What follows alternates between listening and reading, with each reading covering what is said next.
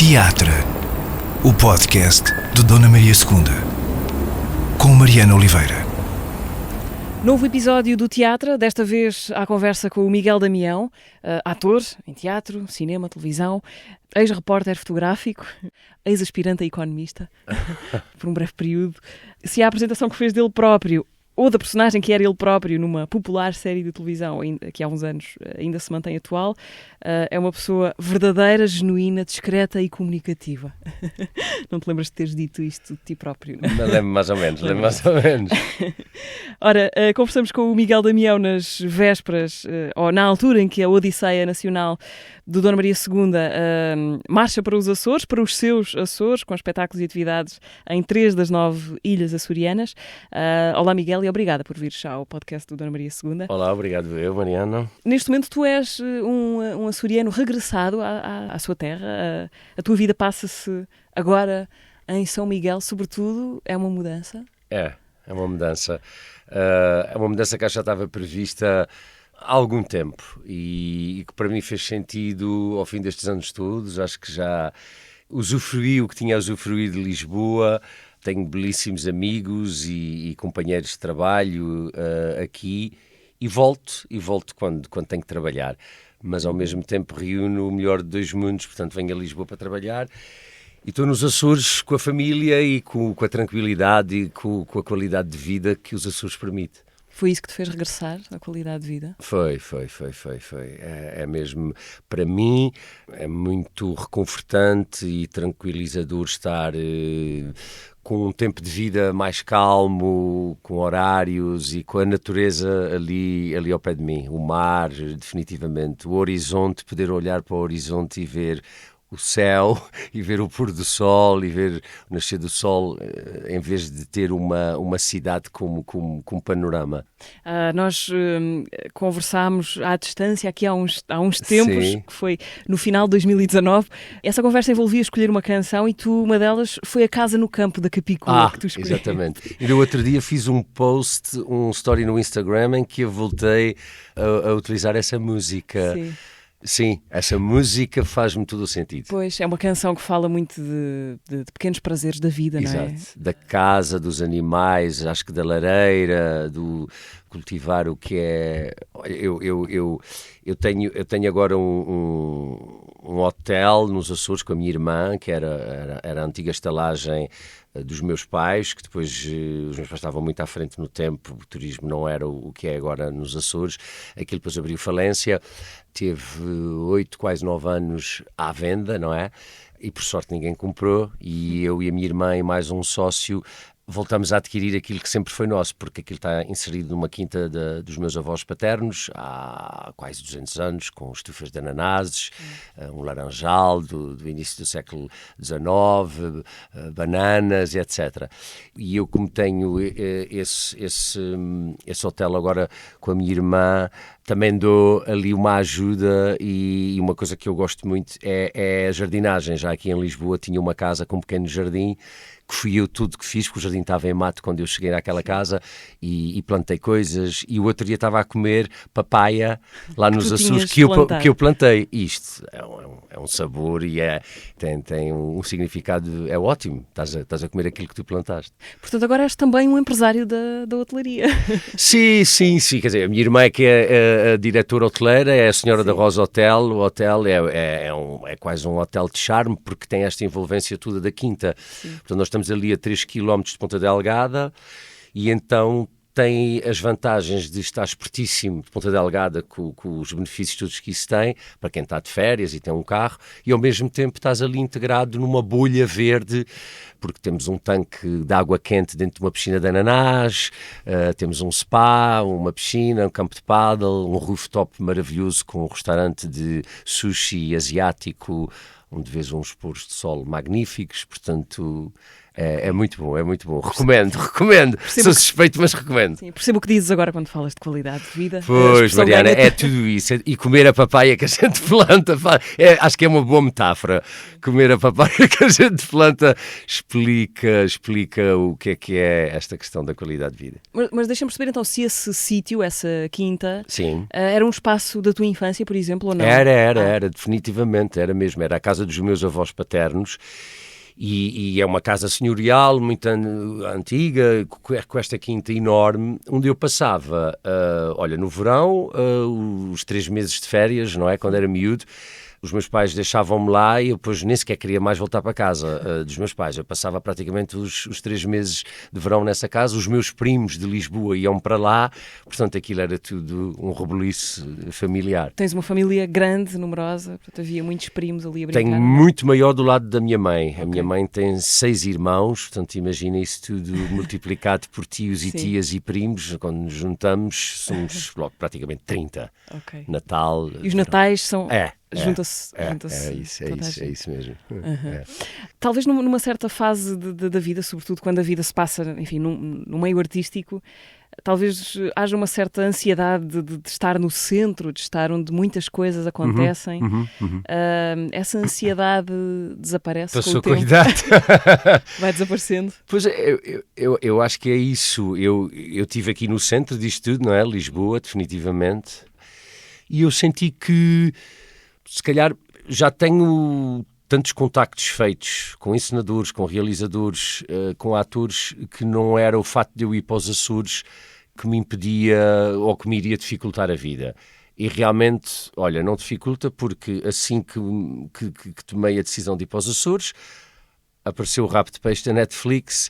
Acabei agora de filmar uma série com o Pedro Varela para a Blanche Filmes chamada Azul, que vai sair para a Opto SIC, também passada nos Açores, portanto Nem o sequer trabalho veio ter sair. comigo, o trabalho veio ter comigo Onde até tu agora. estavas. Exatamente. E pronto, e quer dizer, basicamente é isso. Olha, apanhar um avião de Ponta Delgada, de São Miguel para aqui, é mais rápido do que vir do Porto para Lisboa, são 2 horas, e portanto estou a apanhar aviões como quem apanha autocarros, e é super tranquilo. Tenho amigos, neste momento tenho a chave de casa de pai de 3 ou 4 amigos que me recebem, e que é de valor ter amigos assim, não é? Que me recebem nas casas se for preciso, e portanto estou aqui, é mesmo como disse, é o melhor dos 2 mundos. Achas que a ideia de regresso, ou de regressar, é mais forte nas ilhas, a quem sai das ilhas, do que em relação a outros lugares do país? Eu se calhar diria que sim, pensando nisso, eu não sei, é capaz, eu acho que... É porque há muitos exemplos recentes. Não é? Sim. Pois. E eu lembro na minha altura, quando vinha, porque os açorianos chegam a uma altura quando acabam o secundário que ou escolhem um curso que há na Universidade dos Açores, ou se não há têm que vir para Lisboa. E eu acho que até isso faz parte um bocadinho de uma iniciação à idade adulta, do vir para Lisboa. E de qualquer das maneiras, eu sentia muito disso nessa altura. Por exemplo, havia muita gente que não se adaptava a estar aqui em Lisboa. E terminaram os cursos, ok, mas viveram sempre assim, aqui um género de um tormento em Lisboa, porque não se adaptam. Se calhar a realidade nas ilhas é diferente de viver numa grande cidade. E se calhar eu também diria que sim. Se calhar o apelo às raízes é mais forte, talvez. Para mim é. Eu sabia que isto tinha que acontecer algum dia. Sim. Eu vivi aqui em Lisboa, como te disse, gostei muito, diverti-me muito, acho que diverti-me tudo o que tinha para me divertir aqui em Lisboa, mas esta coisa de cidade, o trânsito, há uma coisa que me fazia sempre aqui confusão, que era as distâncias. Pensar, vamos à praia, e eu pensar que estava na rua de São Bento e que tinha que ir de carro, e depois havia um amigo que me pedia para ir apanhá-lo de boleia não sei onde, e eu assim, mas eu não tenho paciência para fazer isto, para atravessar Lisboa no meio do trânsito, apanhar uma pessoa, depois ainda ir para a costa, depois e eu estou nos Açores, eu saio de casa e em 10 minutos estou na praia, para tomar um banho, pronto. Sim. Por isso eu acho que sim, há uma especificidade de ser ilhéu, de esta coisa poética de estar rodeado de mar por todos os lados, não é? Que ao mesmo tempo também te dá uma necessidade de vir cá fora, não é? E isso é que é bom, e hoje em dia temos as Ryanairs, viajar para os Açores, que abriram esta possibilidade para os açorianos, não é? De virem com muito mais frequência, e portanto também há essa necessidade de tu saíres, mas é ótimo poderes sair e voltar.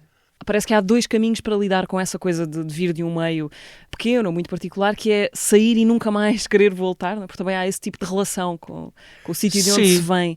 Ter uma necessidade eu já pensei de nisso, eu quando me mudei pensei nisso, há tanta gente que realmente, mas eu Não sei se não há uma diferença, como tu dizes, entre uma pessoa que sai de uma cidade, alguém que é de Lisboa ou de Santarém e que vai fazer a sua vida para um país da Europa e que não volta mais. Eu não sei se a história dos Açores ou de uma ilha não tem um encanto especial. Pronto, não sei. Miguel, a ti ainda te perguntam, sei lá, uma pessoa que por acaso conheças em São Miguel, em Ponta Delgada, e tu de quem és? Por acaso, o outro dia estavam-me a perguntar se faríamos isso outra vez, este espetáculo com a Lúcia Muniz, que foi muito interessante, com a Lúcia e com o Luís Borges e o Nuno Costa Santos, portanto 2 micalenses com 2 terceirenses. As pessoas gostaram muito, isso foi integrado no Walk and Talk, no festival desse ano. Tinha a ver com esta expressão do tu de quem és. Tu de quem és. Sim, uma coisa de é uma coisa que se ouve muito? Olha, eu acho que hoje em dia já não tanto, porque os Açores continuam a ser lá está, uma ilha, um meio fechado, pequeno, mas na minha infância eu notava mais esta coisa do toda a gente se conhece. O que é também o toda a gente. O toda a gente é uma classe muito ali citadina de Ponta Delgada que se conhecia. Hoje em dia as coisas estão todas muito mais misturadas, não é? E há um acesso maior a tudo e, portanto, com os turistas e tudo, e portanto isto mudou muito. Dilui-se, não é? Dilui-se mas é uma pergunta muito, tem um lado muito bonito, não é? Continua a haver esta coisa de quem se conhece. Onde é que pertences? De onde é que vens? Quem são os teus pais? Para fazer logo ali o relatório, tudo da arte. A ficha completa. A ficha. Mas é bonita, essa expressão é muito bonita, tu de quem és, porque remete para esta questão mesmo de raiz, não é? Sim. Pais, avós, tios, primos. Lá está, isso tem tudo a ver com a história dos Açores, ou da volta às raízes ou a casa. Eu acho que hoje em dia, às vezes nós entramos assim num sítio um bocadinho de... Eu sinto, também agora qualquer coisa que eu diga assim, porque isto se calhar também é da idade, mas eu sinto que às vezes há um bocadinho uma falta de reconhecimento de onde tu vens, mesmo às vezes em coisas de trabalho, como se de repente se fizesse uma cisão muito concreta com o passado, ou com quem se trabalhou, com quem se estudou, com quem se aprendeu. E eu acho que mesmo esta questão da aprendizagem, seja na vida, seja no trabalho, eu não consigo distanciá-la das pessoas que estão para trás de mim. Eu acho que aprender é a atitude mais humilde que tu podes ter na vida, assim como eu acho que ensinar é das atitudes mais nobres que pode haver. Mesmo que não seja um ensino académico, formal, que seja um ensino de vida em que tu estás despretensioso em relação a isso e inconscientemente estás a passar conhecimento às outras pessoas. E, portanto, eu gosto muito, acho que sou uma pessoa muito atenta e muito disponível e se eu pensar nestes anos todos como ator, eu aprendi imenso a ver os meus colegas, as minhas colegas atrizes, os meus colegas atores, com os encenadores com quem trabalhei. E depois há também o outro lado da sabedoria familiar, que eu acho que é óbvio que uma pessoa que tem mais anos de vida, tem mais experiência, tem pelo menos alguma coisa, tu até podes pôr na tua balança e decidir se está certo ou se está errado ou o que é que te convém. Mas há ali uma experiência para ser ouvida e para te passar definitivamente. Eu acredito muito nisso e valorizo muito isso. Nestes dias, ou neste mês de julho, a Odisseia Nacional do Dona Maria II está nos Açores, com apresentações de espetáculos, debates e ciclos de formação em São Miguel, no Faial e na Terceira. Quais são as tuas memórias com o teatro micaelense, que é uma das bases da Odisseia Nacional na passagem por São Miguel? As memórias do teatro micaelense, eu por acaso estreiei-me em teatro, não no Teatro Micaelense, mas no Teatro Ribeira Grande, com uma peça chamada Mão na Luva, de um dramaturgo brasileiro, com a atriz Sandra Roque. Era uma peça de 2 atores, um casal, durante uma noite, encenada pelo António Terra. Mas depois, no Teatro Micaelense, já fiz um monólogo, O Luto, do Rui Neto, fiz A Conquista do Polo Sul, da Beatriz Batarda, estive lá agora com o Ilhas do Meridional, que estreamos lá, o Tu de Quem És, com a Lúcia Muniz. Já fiz 4 espetáculos no Teatro Micaelense. E como espectador, tens memórias de infância do teatro? Não. De teatro eu não me lembro. Sabes que em São Miguel a tradição da dança e da música sempre foi mais forte que o teatro. Por exemplo, o teatro está muito mais representado na Terceira, com o teatro popular, do que em São Miguel. Agora começa a haver mais coisas em São Miguel. Eu tenho mais memória de ver, não te consigo dizer o quê, mas espetáculos de dança lá no Teatro Micalense do que de teatro. A memória dos espetáculos é uma coisa curiosa, mesmo dos espetáculos que gostámos muito e que achamos que vamos lembrar, porque a memória primeiro é muito precisa e muito viva, mas depois com o tempo vai-se esbatendo até que fica só uma impressão, uma sombra, um sobressalto qualquer vago. Sim. Como é que é a tua relação com a memória dos espetáculos? Tens boa memória para os espetáculos que te marcaram? Eu, se for assim pensar rapidamente, acho que me vem primeiro à memória os que fiz como ator. Porque, como é óbvio, envolve não só aquilo que tu vês em cima do palco, mas envolve o processo todo que eu passei até chegar ao dia da estreia, não é? E isso às vezes até é tão mais forte do que o espetáculo em si. Um processo de teatro, de ensaios, é uma mini-vida, aquilo tem princípio, meio e fim. A gente acho que nasce, cresce e morre com um processo de ensaio de teatro. Eu tenho em miúdo, lá está, estavas-me a perguntar nos Açores, não tenho, mas como eu vinha todos os anos a Lisboa com os meus pais, a minha mãe levou-me desde muito miúdo à Comuna, ao Teatro da Comuna, e eu tenho memória de, não sei dizer nomes nem nada, mas tenho memória de ver espetáculos na Comuna, assim como tenho memória de ir ao cinema aqui em Lisboa e de ver o Bambi, porque não havia essa oferta tanto nos Açores, não é? E a minha mãe e os meus pais faziam essa coisa muito boa, que é aproveitavam que vinhamos a Lisboa e punham-me a ver essas coisas. De resto, sim, eu acho, lá está. E depois também, tu quando vais ver um espetáculo, eu quando vou ver um espetáculo em que eu não entro, basicamente aqui em Lisboa ou aqui no país, é normal que eu conheça pelo menos alguém que está em cima do palco. A tua relação é sempre uma enviesada. relação de, uau, estou a ver o meu amigo ou a minha amiga e muitas vezes ficam memórias desses certos com eles só. Sim. Mas sim, eu já vi muita coisa, graças a Deus, não é? Deixa-me perceber, essas tuas vindas a Lisboa com os teus pais, isso para ti em miúdo era uma grande aventura, apanhar o avião, vir a Lisboa? Era mesmo. Porque nós não tínhamos nem sequer os jornais e as revistas não chegavam, na altura da minha infância, não chegavam no próprio dia aos Açores. E, portanto, viram um centro comercial. Eu lembro-me que íamos ali a um centro comercial que era o Imavis, ao pé do Campo Pequeno, estás a ver? Eu já sou antigo, um bocadinho antigo. E era tudo assim, quer dizer, entras num centro comercial e vês aquelas lojas todas.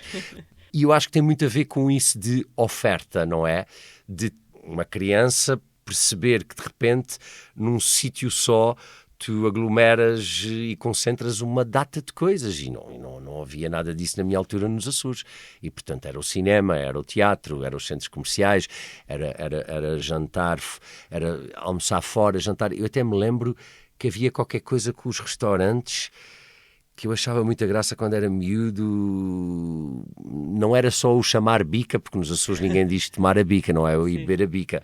Nem há estas designações, estes anos todos que eu tive em Lisboa, se tu me perguntares o que é um abatanado, o que é um café pingado, eu não te sei dizer, porque eu só tomo café. Pedes um café, simplesmente. Sim, pedes um café. E não é essa terminologia, nunca houve nos Açores, estás a ver, só para dizer. Então, eu acho que até isso, eu achava graça de vir aqui a Lisboa e sentir essas coisas todas. Miguel, há pouco tempo, no ano passado, 2022, início do ano, aconteceu-te fazer um espetáculo que acontece naquela zona rara, acho eu, em que um projeto artístico atravessa de forma muito clara a biografia e a geografia dos atores e do ator que tu és, no caso, o espetáculo Ilhas, já falaste dele, encenado pelo Miguel Seabra, uma criação do Teatro Meridional, que esteve na Sala Garrett Dona Maria II, mas esteve também na estreia no Teatro Micaelense, a estreia foi lá. Era um espetáculo sobre os Açores, ou inspirado nos Açores, que envolveu um período de residência lá. Sim. É possível contar os Açores num espetáculo? Ainda por cima um espetáculo quase sem palavra, não é? Como era o Ilhas. Exatamente.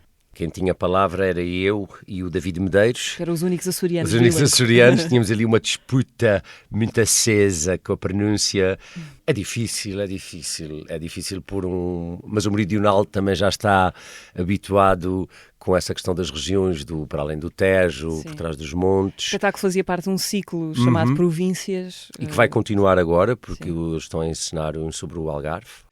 Sim, foi inspirado nos Açores e é sempre, lá está, o processo deu pano para mangas, porque falar sobre isso, não é? O que é essa questão do ser ilhéu, o que é que isso te traz, o que é que isso te acrescenta de ser ilhéu, o que é isto de estar rodeado de mar por todos os lados e haver essa claustrofobia que tem um lado um bocadinho sufocante, mas ao mesmo tempo eu acho que também te põe, esta questão do ilhéu te põe muito virado para ti, não é?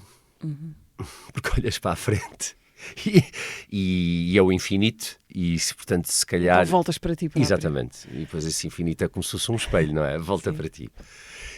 Que bonito que isto está, Mariana. Então, tu e o David Medeiros eram os únicos açorianos no sim. elenco. O vosso papel no processo de construção do espetáculo foi diferente, presumo? Claro. De certa forma, conduzir o elenco, o resto do elenco na descoberta ou na compreensão da realidade que o espetáculo queria usar como matéria-prima. Qual é que foi o vosso papel? Sim, foi esse. Eu acho que foi muito, a certa altura, de guias, não é? Porque o Meridional também fez uma residência não com os atores antes de tudo isto, o Miguel, a Natália e outros elementos da equipa, de recolha de informação, e depois quando nós chegamos, os atores e eu e o David, entramos, fomos guiando um bocadinho algumas, sei lá, ideias mais generalizadas ou por outro lado a especificar muitas coisas. Mas a certa altura depois eu acho que a coisa se abriu ou generalizou dentro de cada ator, dos outros intérpretes do espetáculo, sobre muito isso do que é que será para ti como indivíduo seres uma ilha, não é? Estares isolado. Acho que os outros intérpretes rapidamente perceberam nas improvisações. O Meridional trabalha muito com essa metodologia da improvisação e, portanto, sim, acabamos por ser todos integrados nessa...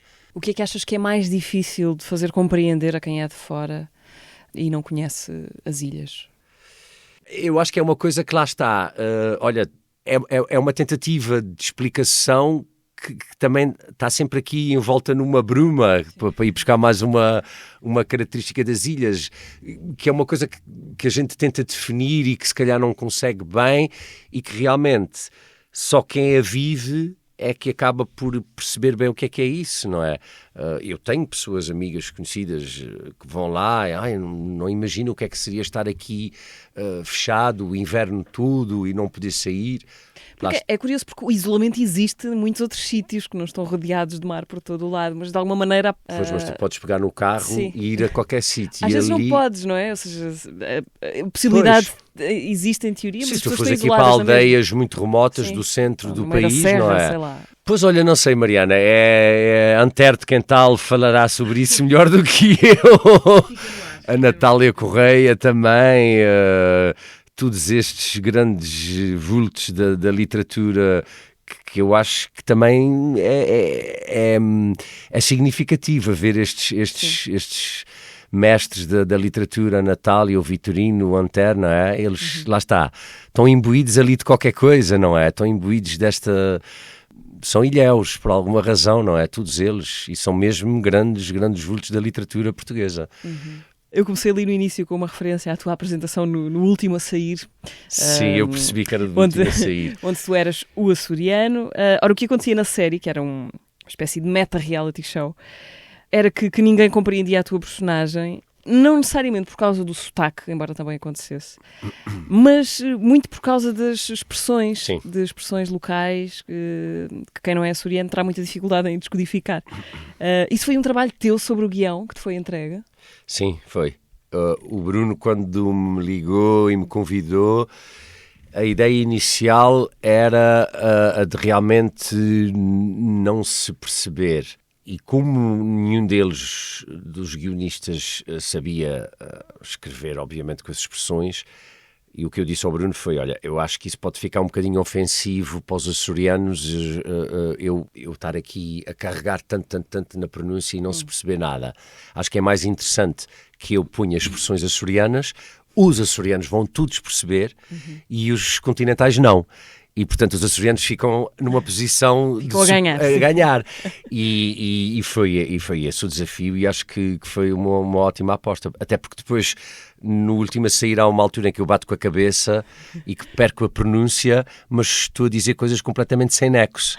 E, portanto, meto palavras incríveis misturadas e não se percebe nada na mesma. Portanto, há esse volte-face. Sim. Isso foi uma descoberta tua também quando saíste de São Miguel para vir estudar para o continente, perceber que as expressões que tu tinhas ouvido a tua vida toda não eram percebidas por toda a gente. De certa maneira isto acontece com todas as regiões, não é necessariamente específico. E agora hoje em dia essas expressões estão muito mais generalizadas e já são de conhecimento comum. Aliás, a Visão, a Sábado têm feito reportagens por causa do turismo e muitas delas trazem logo pequeno léxico açoriano e tens as expressões lá agora com o Rabo de Peixe outra vez da Netflix também, há uma data, já é mais conhecido, conhecido. Rabo de Peixe, vamos lá então a Rabo de Peixe. Sim, mega sucesso do momento. É verdade, tu fazes parte do elenco desta grande produção portuguesa para a Netflix, realizada por um açoriano também, o Augusto Fraga. Onde estás também com o David Modesto, que falámos exatamente agora, por causa do Ilhas. Bom, a série tem tido muito sucesso e, portanto, como todas as coisas que têm muito sucesso, também tem estado exposta a opiniões muito diferentes. Obviamente. Tem havido imensa discussão sobre isso, os méritos da série versus o que é que a série não faz, a questão do sotaque, da representação das pessoas, da representação da pobreza, enfim. O que eu queria saber é como é que tu, um açoriano nos Açores, tem recebido estas discussões, opiniões, reações pós-estreia de Rabo de Peixe. Eu tenho recebido muito bem. Aliás, eu estive em Rabo de Peixe nas festas do Espírito Santo há um mês atrás, com o próprio padre de Rabo de Peixe atual.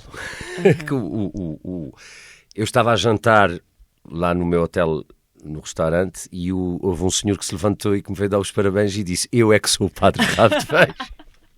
Eu disse, sério? Uau! Portanto, assim, à altura, em 2001, não era este padre que veio ter comigo, porque eu acho que o padre de 2001 está vivo, mas está aqui com alguns problemas de saúde, mas está noutra freguesia, segundo me consta. Mas aquilo foi engraçado, o padre ter vindo ter comigo, e depois, nesse dia que eu fui a Rabo de Peixe, nas festas do Espírito Santo, ele estava lá e nós percorremos as ruas, os dois padres, o real e o da ficção. E brincamos muito com as pessoas. O próprio padre, que conhece quase toda a gente ali de Rabo de Peixe, brincava, quem é que preferem-me a mim, preferem-me a ele, etc. E eu fui muito bem recebido. E tive mesmo reações comoventes das pessoas de lá a agradecerem. Tu sentes quando é um... Obrigado, gostei muito. E depois sentes quando aquilo vai a um sítio um bocadinho mais interior de um agradecimento genuíno. Eu até me comovi com algumas reações de senhoras e de rapazes que vieram ter, raparigas, estávamos ali a comer um gelado, lembro perfeitamente, e eu achei que aquilo era muito genuíno. Agora, pronto, é como tu dizes, já é tudo o que tem isto é um sucesso tremendo, não é? Não podemos fugir disto. O Augusto, lá está. Eu acho que o Augusto também saiu dos Açores há muitos anos. O Augusto podia ter pensado em 1001 coisas para fazer e resolveu honrar as suas raízes e, portanto, isso para mim é de muito valor e, portanto, isto é um sucesso tremendo. Nunca uma produção portuguesa atingiu este patamar e eu acho que é ótimo porque também abre portas para que agora a bitola está alta. E é bom que a bitola esteja alta, é bom que o nível de exigência seja este, porque eu acho que é bom para todos, para as produções, para os atores, para os realizadores. Vocês na equipa previram que isto pudesse explodir desta maneira? Claro que há sempre a esperança. Eu vou ser muito sincero, porque porque não tenho mesmo problema nenhum de dizer isto. Eu disse ao Augusto, no verão passado, enquanto estávamos a filmar isso, Augusto, isto vai bombar à séria. E disse-lhe, inclusive, e vai haver uma segunda temporada. Pronto.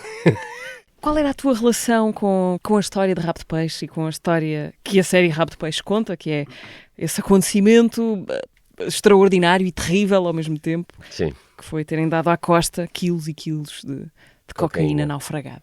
Como é que a história te acompanhou? O que é que tu sabias? Olha, eu estava em Lisboa, 2001.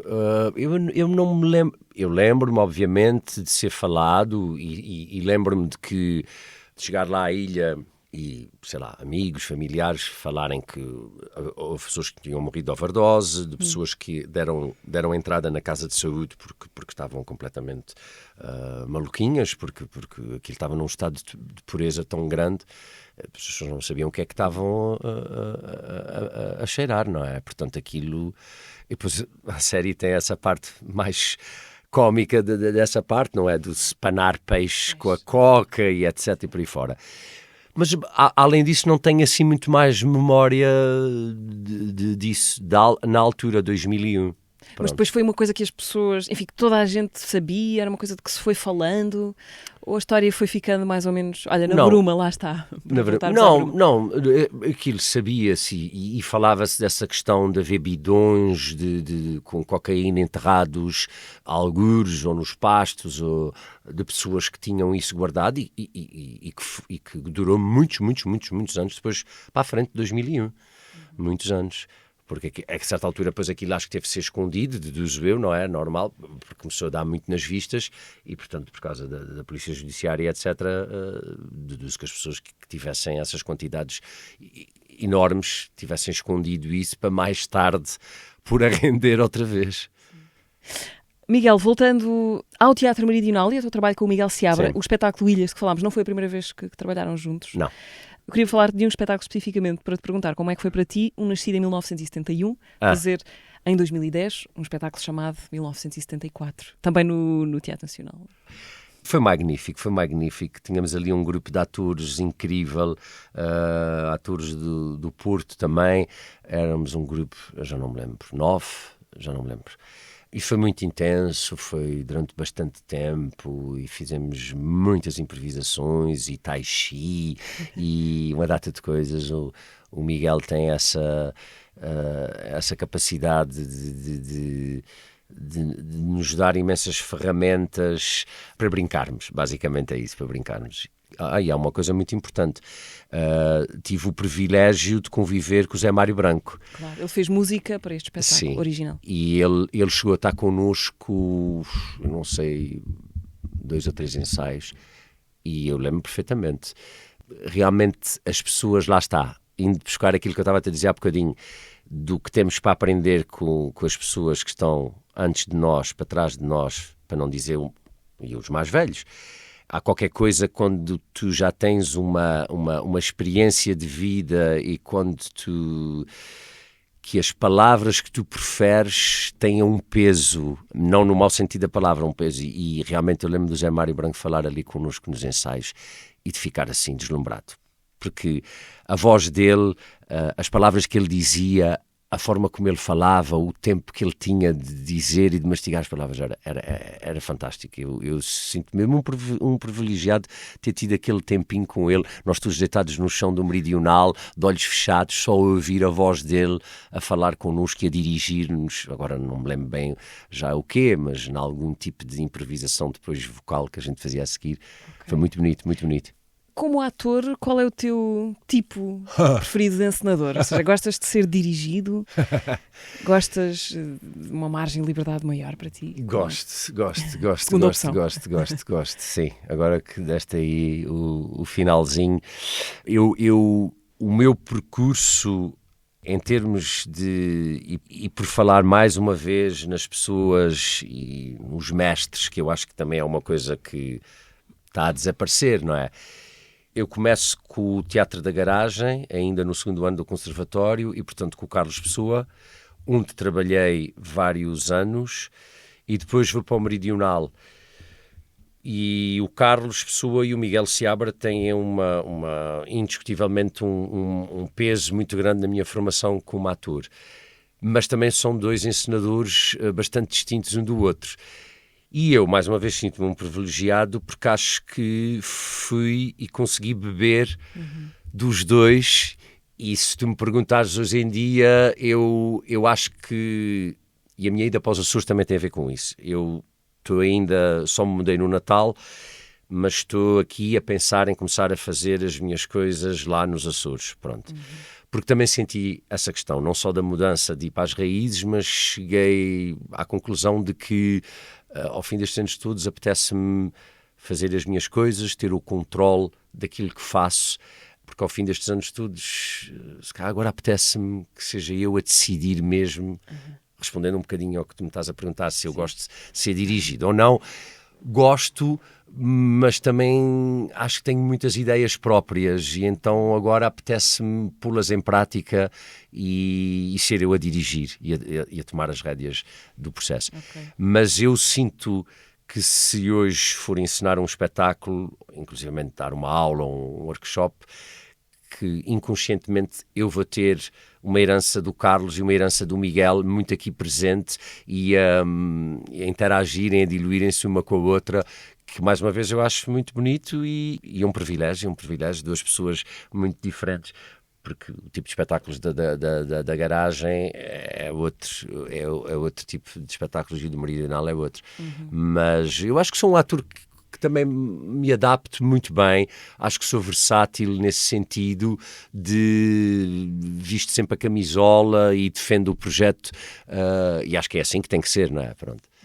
E esses teus impulsos criativos agora que estás nos Açores, passará por quê? Por escrever, por pegar em textos? Tem que ser por isso. A escrita é uma coisa, eu sou um bocado preguiçoso, eu tenho uma data de coisas começadas em blocos de notas aqui no telemóvel, que depois não estão desenvolvidas.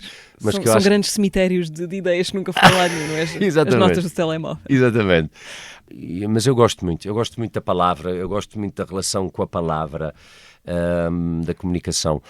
A minha questão agora é, eu estou nos Açores, a qualquer momento sou chamado, o meu agente chama-me, eu venho para Lisboa, e isso impossibilita-me um bocadinho, e é isso que eu agora tenho que me organizar mentalmente e a nível de tempo, de que para começar qualquer coisa eu vou ter mesmo que dizer, agora tenho que ficar aqui nos Açores um período, porque se estou sempre a interromper, fica sempre a coisa vai aos solavancos. Pronto.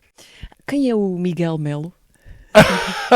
Quem é o Miguel? É o meu nome. Ok, mas que assinava o trabalho fotográfico que tu começaste a fazer. Sim. Era, não era? Era. Okay. Então fala-me disto. Estou a tentar recuperar o teu passado como repórter fotográfico do Diário de Notícias e do Diário Correio da Manhã. E Correio da Manhã. Sim.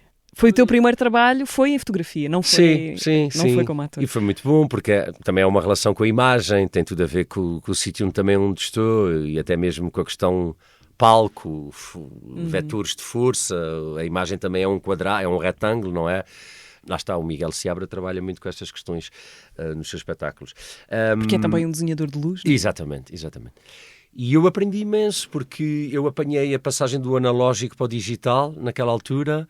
Lembro-me perfeitamente que eu não tinha o material que tinham os profissionais todos, e principalmente para fazer os trabalhos da noite, teatros, espetáculos, era preciso as teleobjetivas e etc. Eu não tinha nada disso, mas como a malta dos jornais basicamente era tudo casado com filhos e se pudessem não faziam os trabalhos da noite, ficavam para ti, emprestavam-me o material e eu ficava. Eu vi concertos, eu fiz concertos de Pearl Jam, Grace Jones, Sting, aquilo era na altura, não sei se ainda é assim, portanto ficavas no fosso, entravam no fosso, tipo 3 primeiras músicas e depois eu entregava o saco ao segurança e ficava dentro do fosso a assistir o resto do espetáculo, o resto, teatro, os ensaios de teatro eu fazia aquilo tudo e adorava. Fotografaste atores antes de seres tu próprio, de fazeres tu ideia de que ias Exatamente, ser tu lembro-me de ir ao antigo Teatro Aberto, ainda do outro lado da Praça de Espanha, fotografar a Catarina Furtado,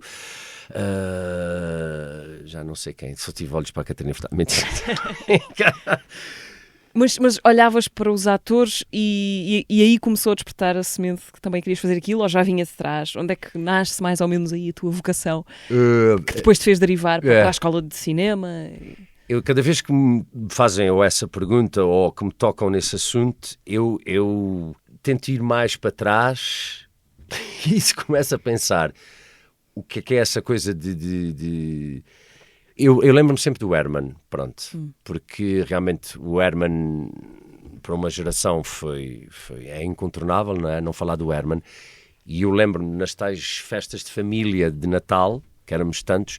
Um tio específico, o meu tio Zé, irmão da minha mãe, nos pôr a mim e aos meus primos, pelo menos os outros dois da minha idade, a fazer teatrices, espetáculo para a família. E eu lembro-me de reproduzir os quadros, os sketches do Herman, da Paprika, dos Esteves. E, portanto, se eu for pensar nisso, eu acho que isso é a primeira manifestação, enquanto miúdo, como é que eu comecei a fazer personagens. Se eu quiser ir um bocadinho mais para trás, a questão de construir histórias, eu lembro-me que eu passava nessa casa dos meus avós, estava a te dizer há pouco, eu tinha lavouras, bonecos de lavoura com as vacas, com os cavalos, eu tinha sacos daquilo, e então nós tínhamos, eu e o meu primo mais velho, um quarto inteiro em casa da minha avó, onde nós montávamos uma cidade, tipo, não era Legos, mas era com esses bonecos. Mas eu lembro-me, além de montar aquilo tudo, depois vinha o momento de criar as histórias e os enredos entre... E depois também me lembro que estava na altura do Dallas e aquilo, como eram quintas, a gente fazia era o Dallas, o outro era... Depois havia uma série que fazia concorrência com o Dallas, já não me lembro o nome, como é que se chamava. Mas, portanto, aí eu lembro-me de miúdo estar tinha logo essa aptidão para estar a criar histórias, digamos assim. É engraçado falares do Dallas, porque aqui há uns anos, não muito, fizeste uma peça maravilhosa com a mala voadora, chamada Dinheiro. Dinheiro, que não podia ser Dallas, mas no fundo era Dallas. que era uma reencenação avariada em playback do Dallas, que vocês mexiam a boca e o que se ouvia era a voz de atores americanos, até que o mecanismo avariava e aquilo ia tudo para água abaixo. Eras o J.R. Ewing. Era o J.R. Ewing, exatamente. Mal da fita. Quem diria, é verdade, foi muito divertido esse espetáculo. Também já fiz uns quantos com a bola voadora. Foste repescar então as tuas memórias do Dallas de infância. Exatamente, exato. E vimos episódios daquela altura, sim, vimos episódios. Miguel, tu és um açoriano nascido em Lisboa, que foi viver para Moçambique nos primeiros anos da sua vida. Sim, sim. As tuas memórias desses primeiros, 3 anos da tua vida? Sim, o meu pai foi para lá fazer a tropa e a minha mãe... Nós estávamos cá ainda porque os meus pais estavam a acabar os cursos superiores cá. Eu às vezes digo umas coisas, depois a minha mãe diz, não era bem assim. Sim, mas a gente viveu em Moçambique, eu acho que 8 meses, talvez. E eu tenho memórias dessa altura. Essas memórias são mais imagens, animais, cheiros, animais. Lá está. Pronto, eu devia ter entre 3 a 4 anos e nós fomos à Grongosa fazer um safari. Aquilo estava fechado por causa da guerra. Foi assim um filme, porque nós estávamos com o Jeep com o salvo-conduto do meu pai para entrar, mas vieram os guerrilheiros todos armados, a minha mãe em pânico, porque eu era uma criança, né? Lá nos deixaram entrar, portanto aquilo estava fechado. Houve imensos animais mortos por causa da guerra e eu lembro-me de ver um leão a comer um pedaço de carne que na minha cabeça era numa gruta e a minha mãe diz, não, o leão está certo, o pedaço de carne está certo, mas não era numa gruta, era numa casa abandonada. E depois lembro-me de uma manada de gazelas a correr à volta do Jeep e depois lembro-me de um veado pequenino a morrer com outro ao lado dele a lamber-lhe e os abutres todos à volta à espera do festim. E tenho essas memórias perfeitamente. E sempre as repeti e a minha mãe sempre confirmou e o meu pai que eram assim. Portanto, foram coisas com certeza muito impactantes para mim. Mas eu tinha uma fixação com animais muito grande. E também eu acho que tenho umas memórias dos cheiros dos mercados por causa dos búzios e dos cestos e das cestas dos vinhos ou das palhas. Eu gostava muito de voltar a Moçambique. Ainda não voltaste? Não. E os meus pais também gostavam muito. Eu gostava muito para ver o que é que me despertava, o que é que me suscitava outra vez estar ali. Praias maravilhosas, mas aí eu já só tenho... A memória já começa a ser diluída com as fotografias. Mas essas, concretamente, do safari, eu tenho. Fazemos aqui uma pequena pausa para recapitular, no minuto, o episódio passado do teatro, a entrevista com a Catarina Rolo Salgueiro. Demorou ali um bocadinho até haver o sim final e nós só tivemos esse sim no primeiro dia em que começámos os ensaios, já com as atrizes, já com a equipa toda. E nós tínhamos 2 versões do texto preparadas. Eu estava grávida quando fiz este espetáculo. E então havia assim uma espécie de coisa maior que se sobrepunha a tudo. Ter uma companhia é como estar num casamento ou numa relação. Porque muitas vezes as pessoas já disseram 30 vezes, pá, não deixes a louça suja no lavatório, e a outra pessoa vai continuar a deixar. Eu nunca tinha pensado, se calhar, tão seriamente nesta questão das horas que nós passamos, de facto, a trabalhar ao longo de um dia e ao longo de uma vida, como depois de ter sido mãe dessa escola, que na verdade não é uma escola profissional, é uma escola normalíssima, mas que tinha um grupo de teatro às quartas e sextas-feiras. Nós íamos para lá e éramos as pessoas mais felizes daquela escola secundária. Eu gostava de ser atriz, queria ser atriz, e houve um momento da minha vida em que comecei, lá está, a ganhar mais consciência e a ficar com certo pudor ou vergonha de assumir esse desejo. Eu acho que se não fosse atriz seria, sei lá, hospedeira de bordo, andava sempre a viajar, fazia assim coisas também. Episódio passado do Teatro, a conversa com a Catarina Rolo Salgueiro. Podem ouvir no Spotify, YouTube, SoundCloud, Apple Podcasts e Google Podcasts. Olha, há aqui no podcast um momento em que eu trago uma pergunta gravada por alguém. Vais ouvir a pergunta que te faz o Bruno Uca. Ok. Que entra também, que fez contigo o espetáculo Dallas. O Dallas, não, o Dinheiro, não é? De que O falámos. dinheiro.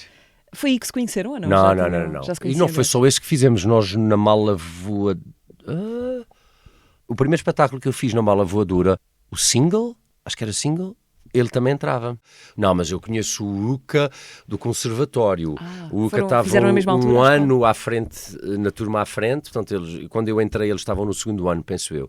Portanto, conhecemos desde aí, sim, Porque sim. tu já foste fazer o conservatório depois, Tardinho. depois já estás a trabalhar como ou não? Não.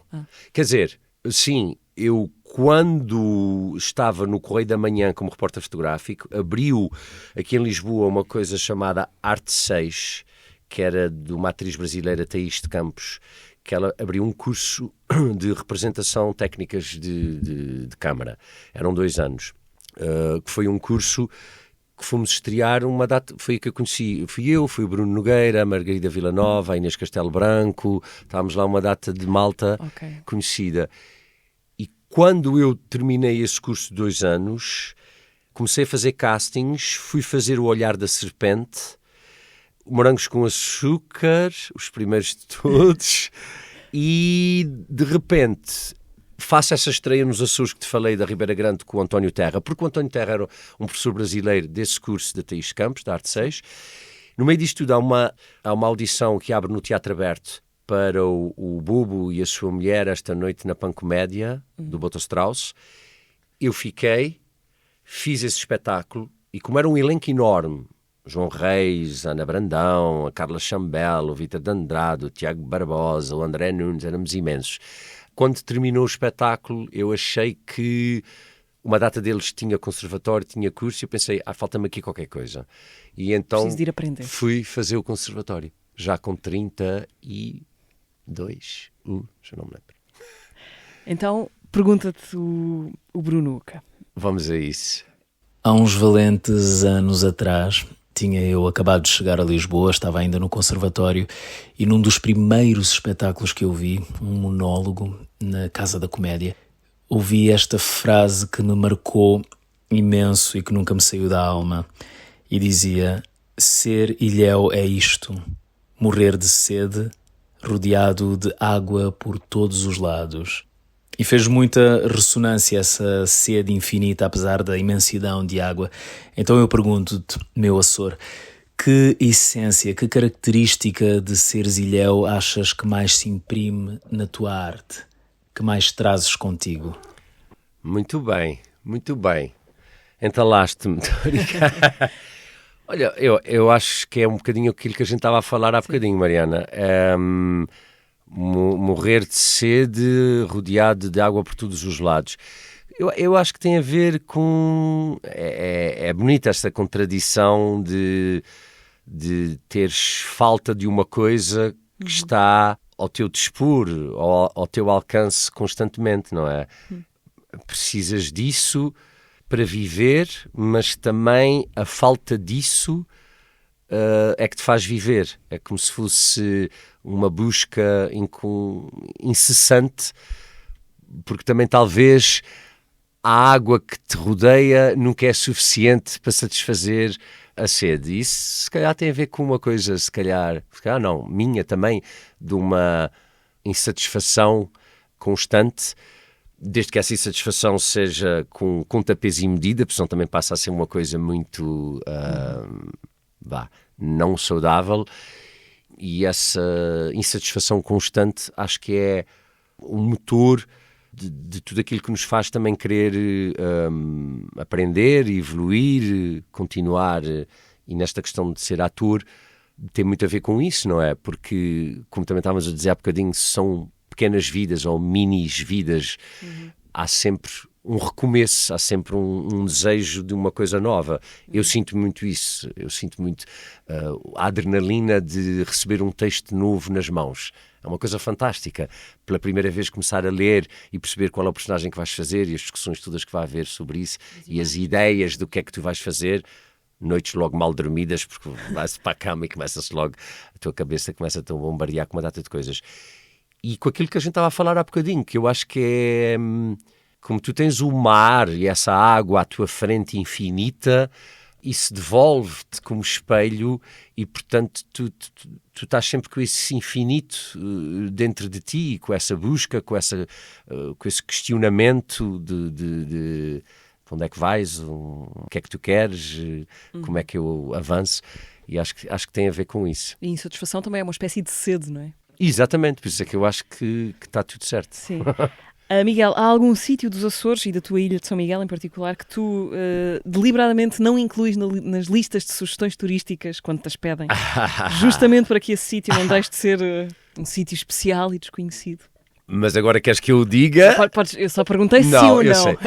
Olha, eu também tenho uma relação com esta questão do turismo. Precisamos, mas depois ao mesmo tempo as pessoas locais que vivem nos sítios também sentem muito esta questão, não é? De uma certa invasão no teu dia-a-dia, no teu cotidiano. Nos Açores eu acho que há uma questão delicada, que é a natureza e o ambiente, não é? E com a consciência que temos neste momento das alterações climáticas e da preservação que temos que ter, acho que é um cuidado que os governantes têm que ter nos Açores para preservar. E é muito simples tu perceberes que um ilhéu de Vila Franca está, e acho que este verão até está mais reduzido ainda. Só podem ir 300 pessoas por dia, de que um grupo de golfinhos, como acho que também acontece agora no Algarve, que acho que agora já não estão a permitir mais licenças de barcos, não pode ter mais de 3, 4 barcos à volta de um grupo de golfinhos, porque não se estressa os animais. Portanto, estas coisas estão condicionadas e, portanto, por um lado, a própria natureza está a impor esses limites, não é? Ou se tu vais tomar banho a uma cascata de água quente, à Poça da Beija, não pode haver mais de, não faço ideia, mas 150 pessoas lá dentro ou 250 pessoas lá dentro. E, portanto, eu acho que é preciso ter mesmo cuidado com essa questão. Eu sou um privilegiado porque estou lá no inverno e posso fazer esses programas turísticos quando há menos gente, sem as massas. Sim. Por outro lado, hoje em dia tu percebes, vais ao Google Maps e se quiseres pesquisar, mas, por exemplo, eu tenho uma praia nos Açores, que não vou dizer o nome, que gosto muito de ir, porque é difícil de chegar lá abaixo, tem que se fazer um grande trilho, e depois para subir, pior ainda, depois de um dia de mar e de sol, aquilo é um grande exercício, e eu gosto muito de ir porque não tem ninguém, porque não há sequer nadador Salvador, e portanto estás no estado puro do sítio. A resposta é sim, há um sítio que tu não recomendas. Há pelo menos esse sítio que eu estou-me aqui a lembrar. Ok, Miguel, para terminar, algum sketch, algum boneco do Hermano José que tu ainda saibas de cor?